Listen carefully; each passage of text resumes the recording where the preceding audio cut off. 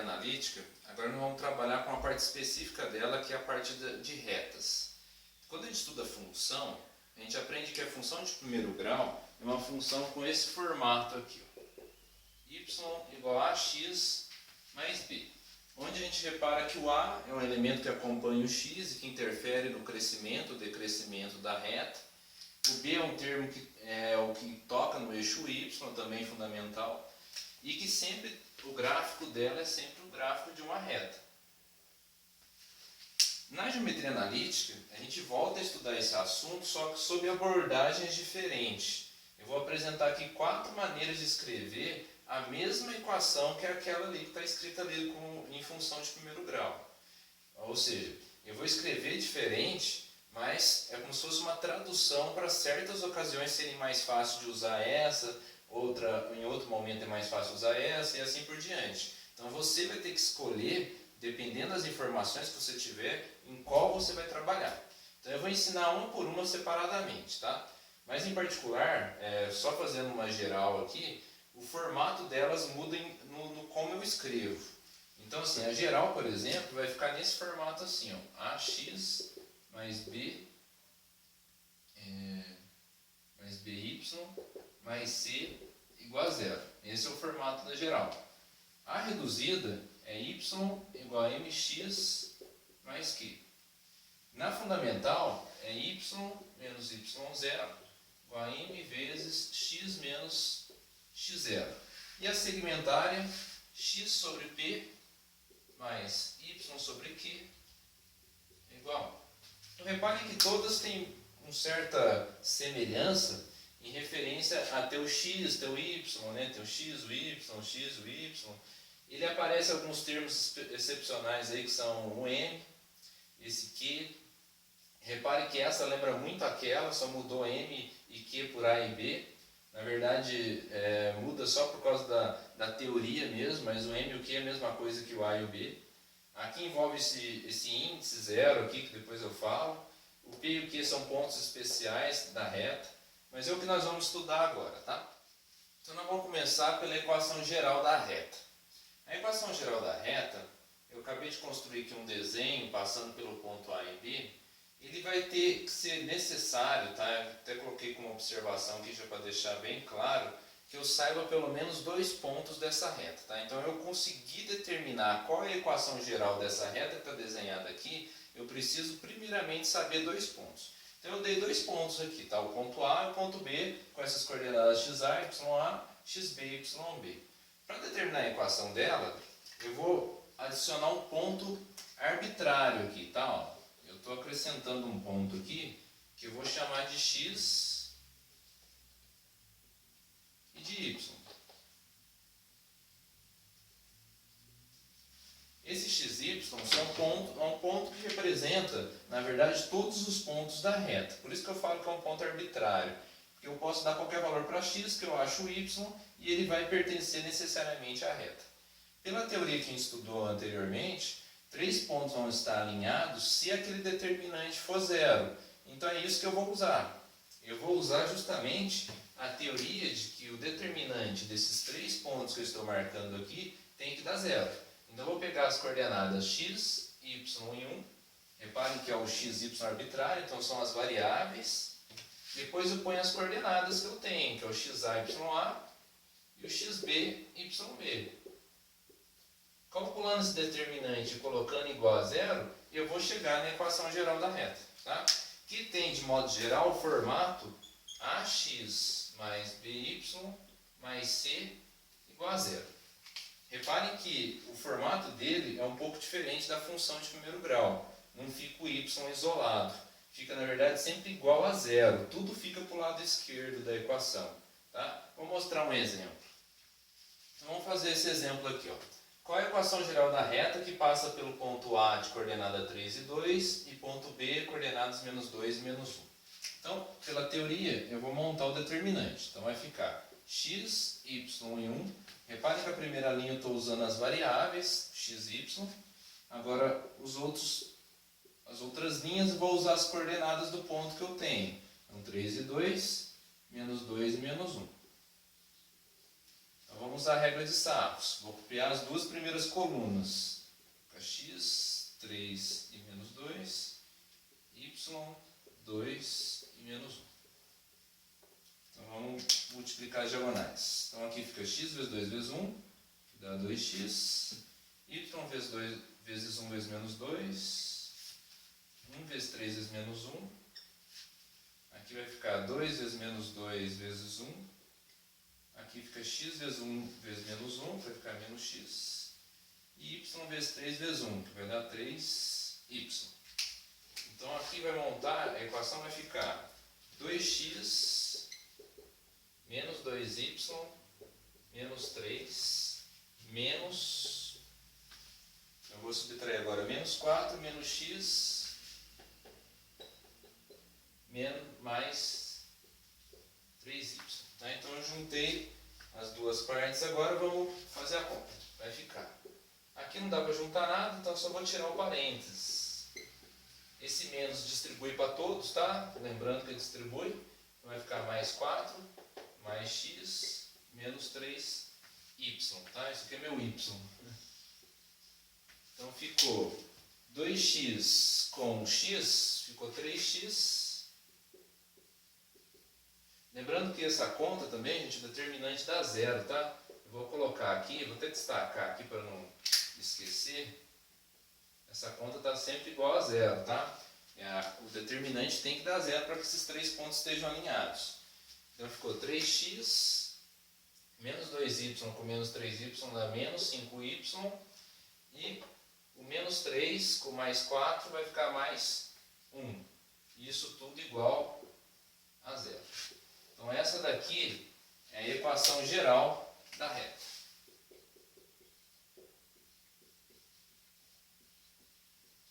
Então essa aqui é a equação geral da reta, que passa pelo ponto A, 3 e 2, B, menos 2 e menos 1. Ok? Então reparem mais uma vez, o termo fica AX mais BY mais C igual a zero.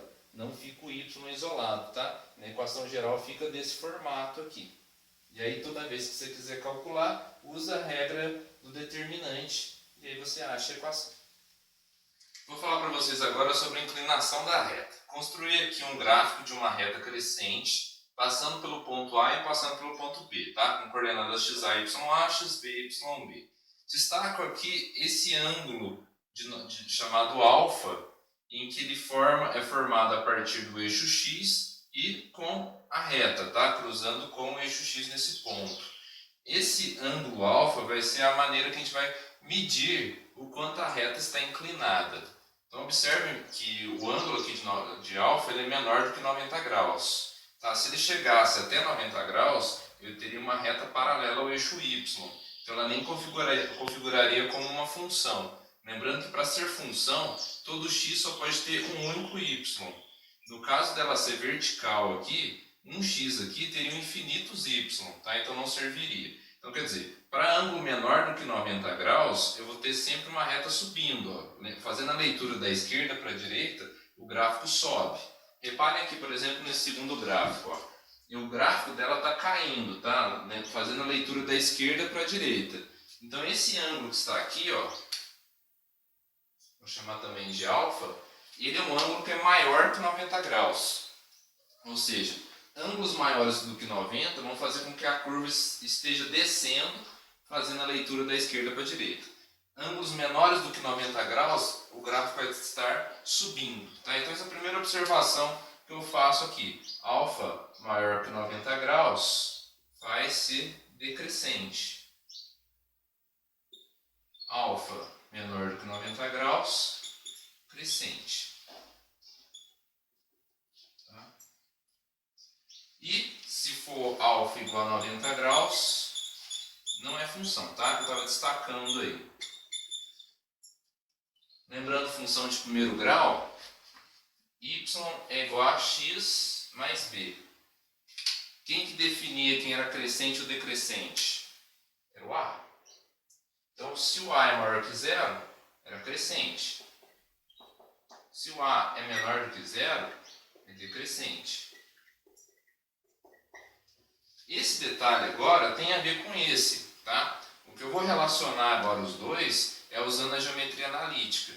A geometria analítica ela vai fazer com que a gente estude uma relação desse ângulo com as medidas dos pontos que eu destaquei aqui. Repare o seguinte, ó, se eu esticar esse pontilhado aqui, vou formar um triângulo retângulo. Ó. Aqui forma um ângulo de 90. Reparem que essa linha pontilhada é paralela ao eixo X, então esse ângulo alfa também mede alfa aqui também, tá? Ângulos correspondentes. Então isso aqui mede alfa, aqui mede 90 graus, aqui a gente já sabe que é um triângulo retângulo, certo? Então com o triângulo retângulo eu posso usar trigonometria. Então eu consigo calcular uma medida ou pelo menos trabalhar com a ideia de função relacionando ângulo com medida, tá? Que é a teoria da trigonometria. Então o que eu vou fazer é o que nós chamamos de coeficiente angular. Tá? O coeficiente angular, a gente usa a letrinha M, tá? Ele é chamado de coeficiente angular. Que é o mesmo termo que nós usamos na função, né? Na função, a função a gente usa esse A como coeficiente angular e esse B como coeficiente linear. Então essa é a mesma ideia. Então o que acontece? Ó, esse lado do triângulo ele vai medir esse intervalo aqui, ó, que vai ser xb menos xa. E esse lado do triângulo vai ser esse intervalo aqui, que é yb menos ya. Então, pela trigonometria, qual dos três que a gente mais conhece, que é o seno, cosseno, tangente, que envolve o cateto oposto e o cateto adjacente? É a tangente. Qual que é a formulinha da tangente do coeficiente, da tangente de um ângulo? É o cateto oposto sobre o cateto adjacente. É o coca.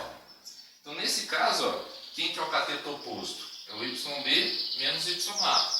Então, M vai ser a tangente do ângulo alfa, que vai ser yb menos ya, dividido pelo cateto adjacente, que é xb menos xa.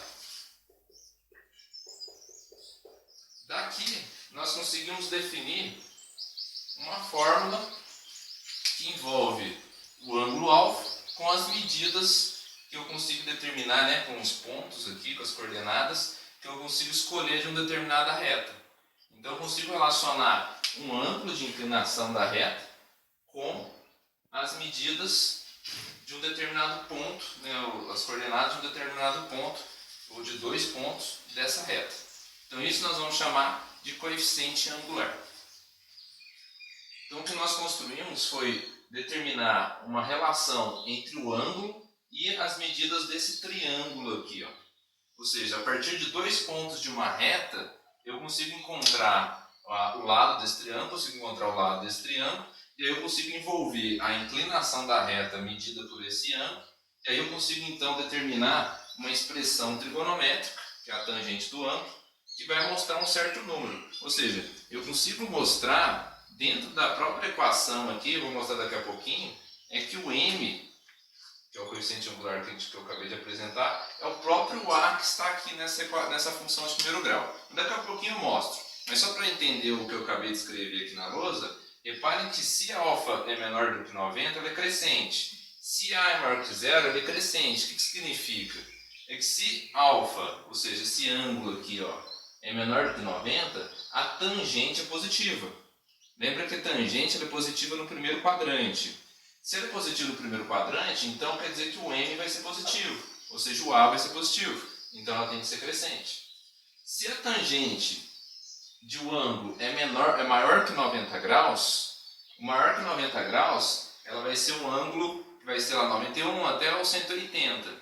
Nesse período, que é o segundo quadrante, a tangente é negativa. Então quer dizer, para alfa maior que zero, a função vai ser decrescente. E o a vai ser negativo. E aí ele é decrescente. Tá? Mas eu vou mostrar isso com números, tá? Para facilitar. Vamos fazer um exemplo aqui. Ó. Essa função que eu construí aqui, ela é crescente, né? Ela está passando aqui pelo eixo x nesse ponto. Eu vou construir o ângulo aqui de alfa. Peguei dois pontos A e B. O ponto A é de coordenada 3 e 2 e o B é coordenada 5 e 4. Então vamos calcular o coeficiente angular, tá? Meu objetivo principal, na verdade, é mostrar para vocês quanto que é essa inclinação da reta em relação ao eixo X aqui. Então, para isso eu vou usar M igual a tangente do ângulo alfa. Mas o mais importante para calcular o coeficiente angular aqui está do outro lado ali, que seria a divisão YB menos YA sobre XB menos XA. E essa ordem do B com A, gente, é fundamental, tá? Se trocar essa ordem, erra o exercício. Então, quem você escolher para ser o ponto mais alto aqui, ó, para fazer essa diferença, tá? Lembrando que forma o cateto oposto e cateto adjacente aqui. Então, a escolha desses dois pontos é importante para poder fazer o exercício. Então, vamos pegar aqui. O YB é o 4 e o YA é o 2. Então, quer dizer que vai ficar 4 menos 2 dividido. XB é 5 e o XA é 3. Então, ficou 5 menos 3. Então, M é igual a tangente do ângulo alfa, que é igual a 2 sobre 2. O M é igual a tangente do ângulo alfa, que é igual a 1. Ou seja, eu determinei que o M é igual a 1, tá? Eu já achei o coeficiente angular. Ou seja, eu sei que esse número 1 é um número que está relacionado a um determinado ângulo alfa, pela função trigonométrica, que é a tangente.